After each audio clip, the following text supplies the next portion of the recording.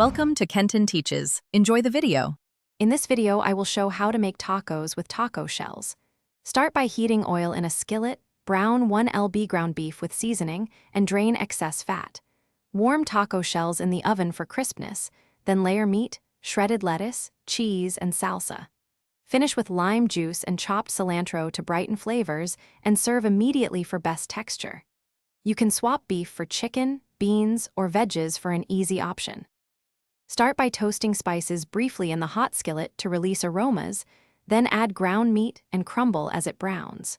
Stir seasoning into the meat, adding a splash of water to help flavors meld and coat evenly.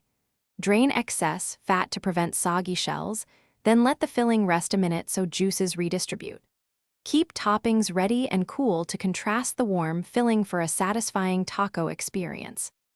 If you are enjoying this taco tutorial, please subscribe and like to help the channel grow and unlock more easy meals. Quick recommendation: the Shark AI Ultra Robot Vacuum scoops up crumbs, handles spices on the floor, and responds to voice control so you can focus on cooking. It feels like a kitchen assistant that actually does the floor work. Check the description for the link and other deals. Now let's get back to the video. Arrange shells on a baking tray and fill each with balanced amounts so every bite has meat and toppings.